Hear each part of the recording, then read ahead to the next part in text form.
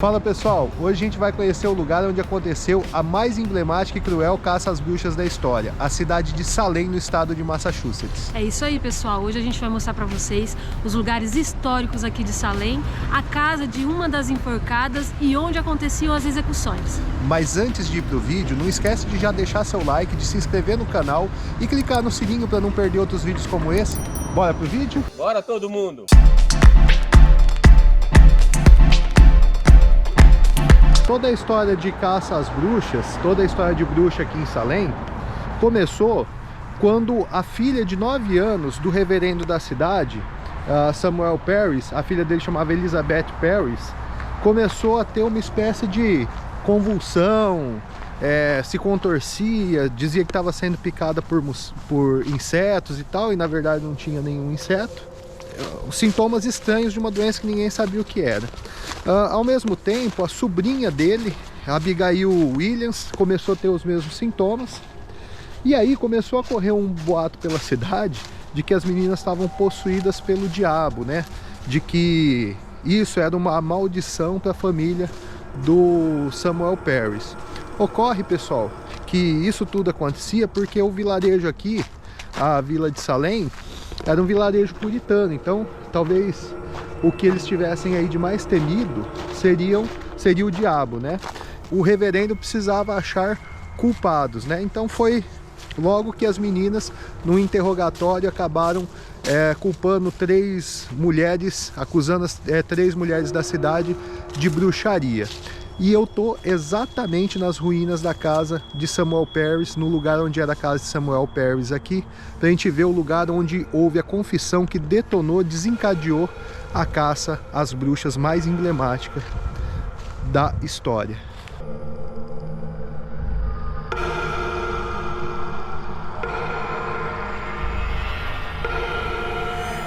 Quando a filha e a sobrinha do reverendo Samuel Parris começaram a ter possessões, o boato que surgiu era que a família dele estava sendo amaldiçoada. O reverendo Samuel Parris, ele tinha a fama de ser muito arrogante. Quando outras adolescentes elas apresentaram os mesmos sintomas, Abigail e Elizabeth elas foram ouvidas pelos magistrados e foram apontados 3 nomes: Sarah Good, que era uma mendiga, Sarah Osborne, que era uma idosa, viúva, inválida, e Tituba, escrava de Samuel Parris.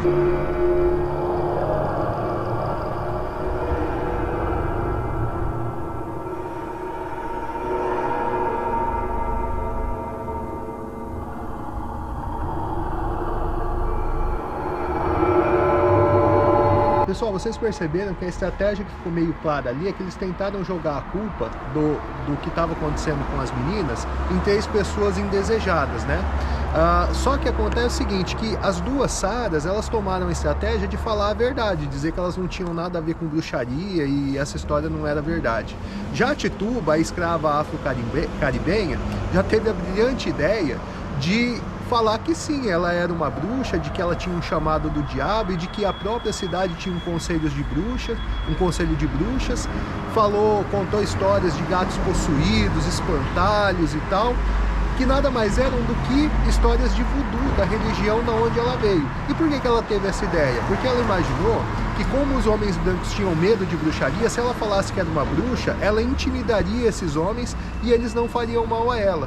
Ocorreu que a histeria que já estava instalada na cidade ganhou força e começou aí o famoso julgamento das bruxas, a caça às bruxas de Massachusetts. E um lugar que é bem bacana de você ter uma ideia dessa cronologia, acompanhar tudo como aconteceu, é esse local aqui, o Salem Witch Museum, que seria o Museu das Bruxas de Salem. A gente acabou de fazer um tour aí, a Mirelle pegou o souvenir dela. A gente não pode gravar, a gente só pode gravar no hall de entrada e na lojinha, mas vale a pena, custa $14 por pessoa, é uma espécie de um teatro, né?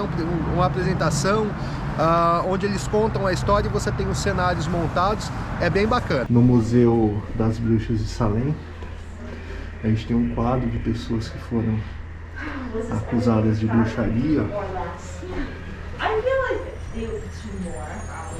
Olha que interessante. A gente não vai poder filmar lá dentro na apresentação, Mas aqui o que a gente puder filmar, ó, já achei aqui a Tituba, ali ó,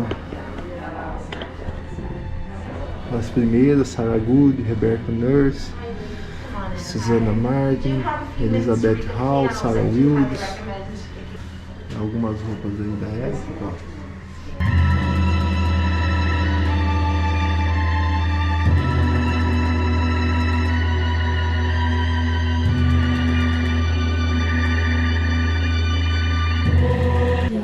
Algumas casas eram encontrados sapatos velhos dentro das paredes porque espantava as bruxas.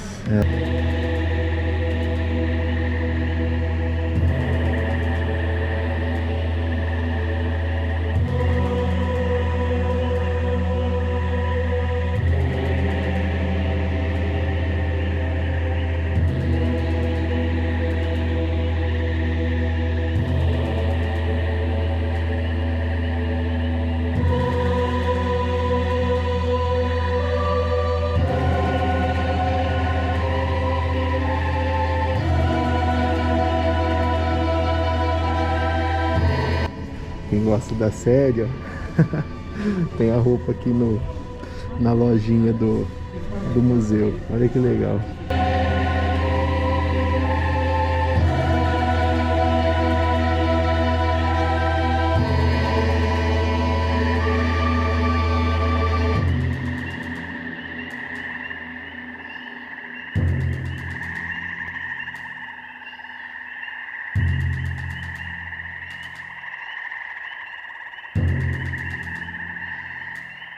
Eu ganhei.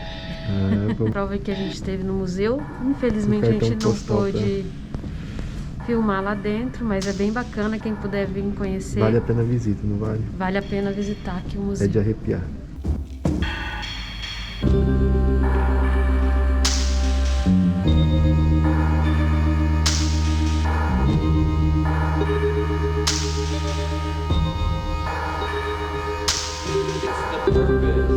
Thank you so much. Pessoal, essa casa, apesar de ser chamada de Casa da Bruxa, era a casa do juiz Jonathan Corvey. Foi um dos juízes que participou do processo de julgamento e caça às bruxas. Há relatos de que algumas pessoas foram inclusive interrogadas aqui na própria casa dele. Para se ter noção de como os julgamentos eles começaram a se tornar cada vez mais bizarros e desumanos, eles estavam levando em consideração visões e sonhos para acusar as pessoas de bruxaria. E um exemplo desses julgamentos bizarros foi o de George Burroughs. George Burroughs era ministro da igreja puritana em Salem Village, que hoje chama Danvers, e ele foi acusado porque o exército acabou perdendo uma guerra contra os índios, uma guerra que foi um verdadeiro massacre. E aí o pessoal começou a acusar ele de usar a bruxaria para enfeitiçar e enfraquecer o exército. E por simplesmente dizer isso, ele foi acusado, julgado e morto por bruxaria. A Casa da Bruxa, pessoal, como é chamada, mas como eu disse, na verdade é a casa do juiz Jonathan Corwell. Ela hoje é um museu, ela é aberta à visitação, você compra o ingresso pelo site thewitchhouse.org, paga $9 por pessoa para fazer a visitação aí. Muito legal. Para vocês terem uma ideia da proporção que os julgamentos estavam tomando, as acusações estavam tomando, um cara chamado John Proctor, ele foi acusado e condenado por bruxaria, por simplesmente achar que a bruxaria era uma histeria. Ele falava que se quem acusava as pessoas de bruxaria tomasse umas pancadas, iria cair em si e parar com essa bobagem. Isso ele disse porque a própria serva dele, Mary Warren, acusava outras pessoas de bruxaria, até há boatos que ele espancou ela, né, por conta disso, mas ele dizia que esse negócio de bruxaria não existia. E ele foi condenado, a mulher dele chegou a ser acusada de bruxaria também. Ele foi condenado e executado em Gallows Hills. Detalhe interessante, pessoal, aquela casa que vocês veem ao fundo ali, ó, preta, é a casa de John Proctor. Eu não estou filmando lá porque hoje ela é uma propriedade privada, mas tem a plaquinha na beirada dela, escrito Proctor's House, eu conferi endereço, tudo. Ali é a casa do John Proctor. Como eu senti que a pessoa ali ficou olhando e tal, e não queria que a gente estivesse por lá, eu decidi filmar do outro lado da rua.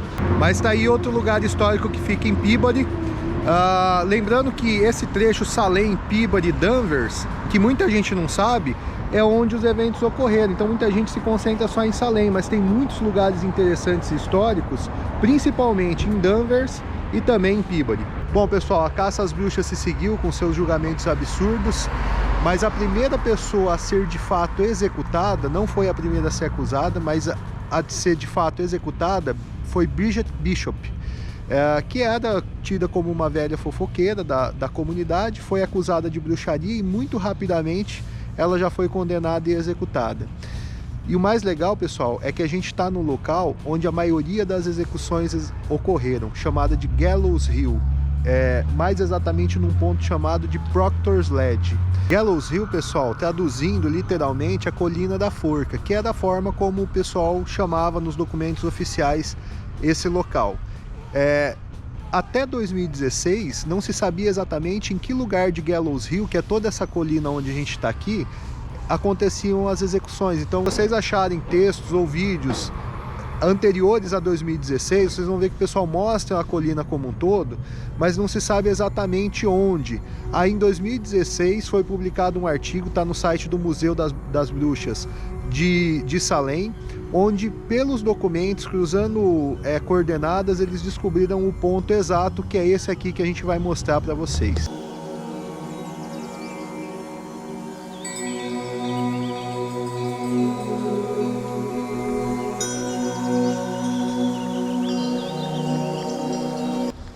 Aí, pessoal, esse era o lugar onde o pessoal era enforcado. A maioria morreu aqui por enforcamento, ó. E aí, em 2017, foi construído esse monumento em Proctor's Ledge. E aqui, na ordem cronológica, estão as pessoas que foram executadas, começando por Bridget Bishop, que foi executada em 10 de junho de 1692. E aí se seguiram as execuções. Aqui a gente tem a execução de Rebecca Nurse em 19 de julho de 1692. Aqui o reverendo George Burroughs em agosto, 19 de agosto. O próprio John Proctor.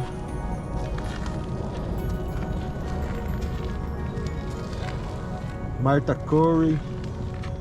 Não está o nome do marido de Martha Corey aqui, porque ele não foi executado aqui. Ele morreu não por condenação, mas numa tentativa de confissão ele morreu em outro lugar.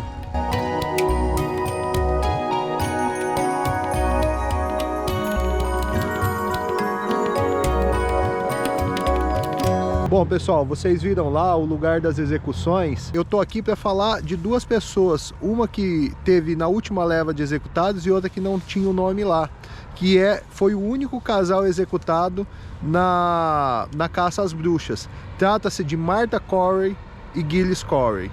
Eu tô aqui no Crystal Lake, no oeste de Peabody.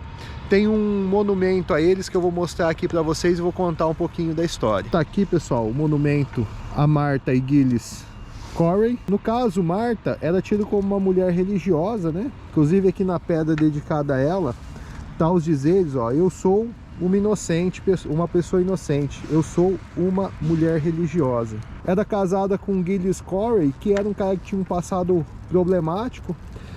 Martha foi condenada e enforcada no dia 22 de setembro de 1962, na última leva de execuções. Vocês viram lá que o nome dela está ali na última leva. Depois, em outubro, o tribunal foi dissolvido, eu já vou explicar melhor isso aí.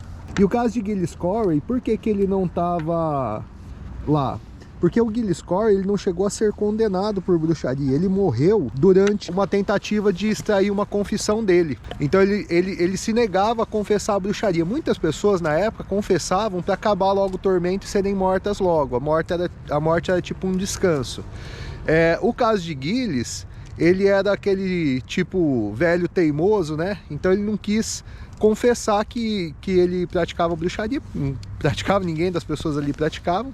E aí o pessoal decidiu dar uma pena dura para extrair a confissão, que consistia em colocar uma tábua em cima do peito da pessoa e colocando pedras de peso para torturar a pessoa, a respiração ficar mais pesada.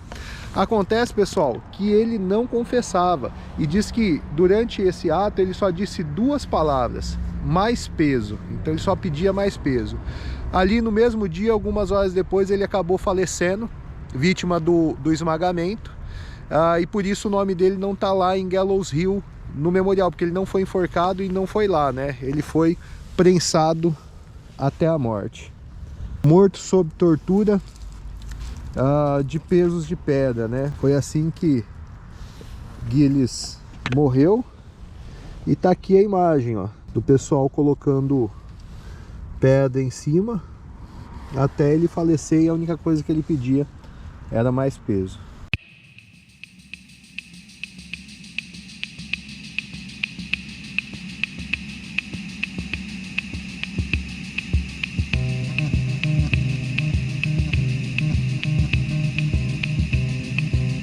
Até as pessoas que eram tidas como mais bondosas e queridas pela sociedade não escaparam da caça às bruxas.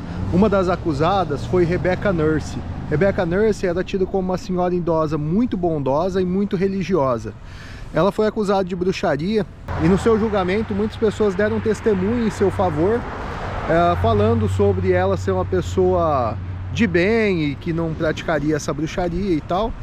Aí um dos juízes que participaram foi o John Corwin, da casa lá da bruxa, e nessa audiência ela foi absolvida. Só que aí outras pessoas voltaram a acusar ela e o julgamento dela foi revisado. Um mês depois ela foi condenada à forca também. Aqui, pessoal, tem a propriedade da Rebecca Nurse, que os filhos preservaram, são alguns acres aqui de terra. Tem a casa que é aberta à visitação. Hoje, na data que a gente está aqui, não está aberto, tá? Mas você consegue consultar pelo site e consegue comprar os ingressos, acho que custa em torno de $9 para você fazer a visitação. Então estou filmando aqui de fora, vou mostrar um pouquinho para vocês.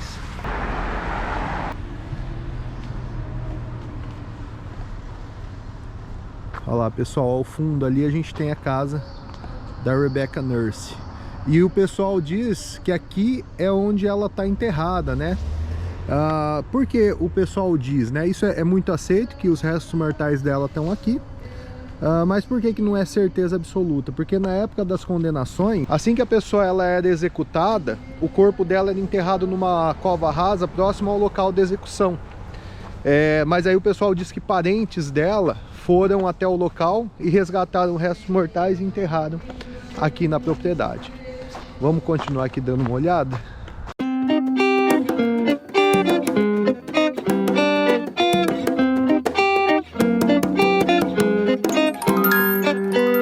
Para vocês terem uma ideia de quão macabro ficou o negócio da caça às bruxas e de o quão longe foram os magistrados e os acusadores, uma garotinha de 4 para 5 anos ficou 8 meses presa numa cela, acusada de bruxaria também. Tratava-se da filha de Sarah Good, Dorothy Good.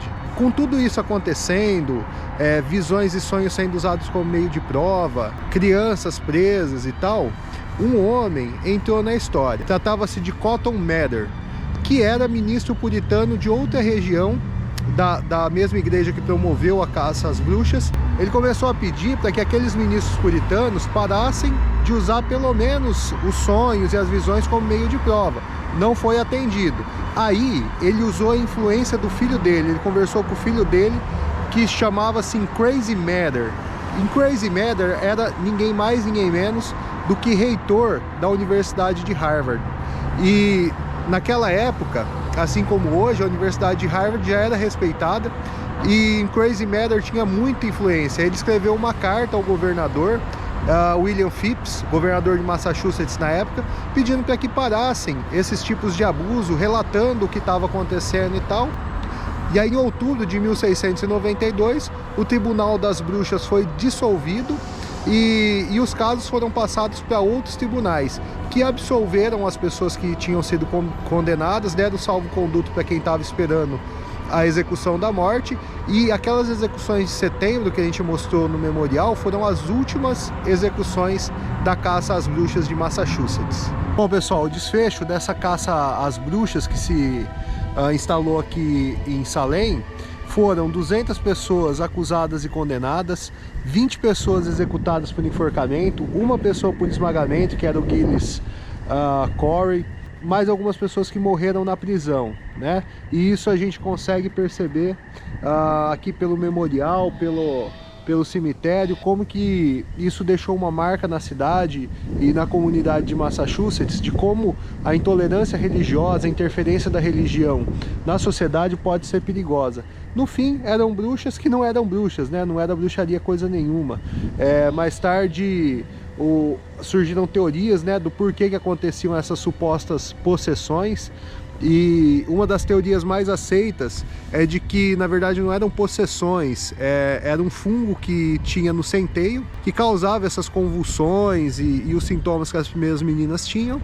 E a partir daí, como se falava muito em demônio, e na época existia uma preocupação muito grande de não deixar o demônio, o diabo, interferir na sociedade e tal, por conta do puritanismo, por conta da religião, as próximas pessoas sofriam de uma histeria coletiva. Então elas, na verdade, elas achavam que elas tinham visto, achavam que estavam possuídas, mas não estavam, né? Muitas pessoas inocentes morreram por conta desse tipo de intolerância. E tá aqui, a gente mostra a parte final dessa história, mas calma que o vídeo não acabou, a gente vai falar ainda um pouquinho do turismo de Salem, mas fica aí esse lugar de muita reflexão sobre o que o ser humano é capaz por conta da religiosidade e da histeria coletiva.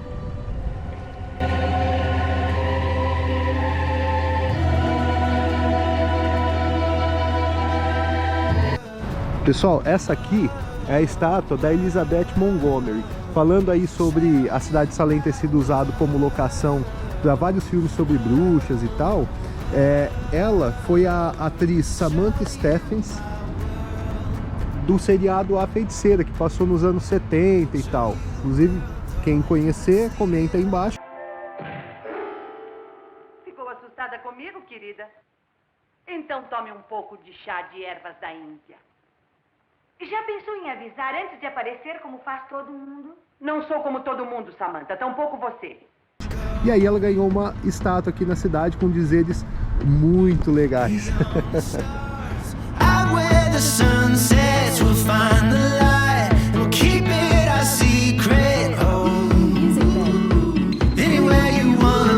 Enquanto vocês ficam com as imagens capturadas aí da cidade de Salem, bora pros beijos, bora todo mundo. Então o primeiro beijo aqui vai para Roberto Brito, que disse que logo o canal vai bombar, que é questão de tempo. Muito obrigado, Roberto Brito. Um beijão então para a família Rafael, Vanessa e o filhão Matheus de Porto Alegre, Rio Grande do Sul, Elaine e Marinalvo, que estão na Inglaterra, mandando um beijo pra gente. Beijão pra você, Elaine e Marinalvo. Dulciene Marques de Buritama, São Paulo, beijão, mãe, te amo. Glaucier Diogo de Ilha Solteira, Ilha Solteira, Parapapá, interior de São Paulo. Beijão também para Gedalva Batista Moura Teixeira, que diz que tem rancho lá em Sucuriú, já convidou a gente para passar uns dias lá, hein? Olha que a gente vai. Sucuriú fica em Três Lagoas, Mato Grosso do Sul. Beijão, Gedalva. Mauro Figueiredo, famoso Maurão, de Andradina, São Paulo. Beijo, Maurão. Pamela Diogo, de Campo Grande, Mato Grosso do Sul. Beijão, Pam. Beijo pra você. Muito obrigado por tudo. Basílio Gonçalves, de Bauru, São Paulo. Professora Neide dos Santos, que sempre tá comentando os nossos vídeos. Beijão, professora Neide. Que Deus abençoe. Patrícia Silva, bora todo mundo. Patrícia sempre animada nos comentários. Beijão, Patrícia. E Ângela Cairens, beijão também, tá sempre comentando. Não tem como escapar, a gente tem que mandar beijo. Então, bora pro beijo, bora todo mundo.